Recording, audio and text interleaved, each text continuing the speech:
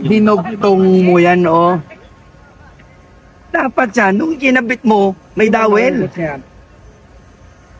Kita mo, kagagawa lang nila, pitak na agad. Kasi siniminto, walang bakal sa gitna. Dinaya, nag-repair na rin lang, dinaya pa. Ulit, ba? Ano nangyari? Ano, kita mo, dapat may dawel yan. Meron bang gumagawa? May gumagawa ba na slow protection na walang bakal? Nagdugtong tayo, makawang na agad. Bakit? Walang nagdudugtong sa dalawang lino. Yes, ba tama ba, Arte? Ikaw, kahit hindi ka taga DPWH, kahit ordinaryo kang tao, common sense dictates. Sino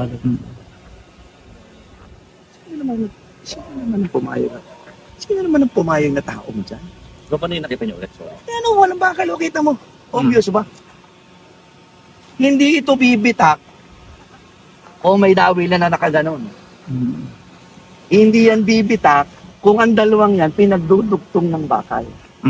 Ibig sabihin, sinimento ng mabilis para ipakitang tapos, pero walang bakal. Ardi, ngayong oras na ito, sermonan mo ang iyong project engineer na nagbabantay. I demand.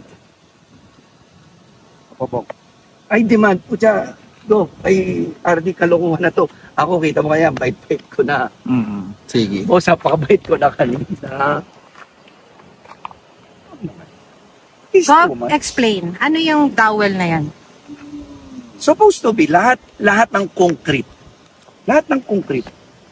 Lalo na itong gantong protection dike. May bakal na nakaganon. Otherwise, maghihiwala yan. Tama ba, Adli? The fact na wala yan, ibig sabihin sa ilalim, walang bakal na nakalagay. Hindi po pwedeng naglalagay ka ng concrete finish nang wala kang bakal dun sa sunod na portion. Kakawang at kakawang di pagsisimulan na naman ang bitak natin ito. Sige. Yes.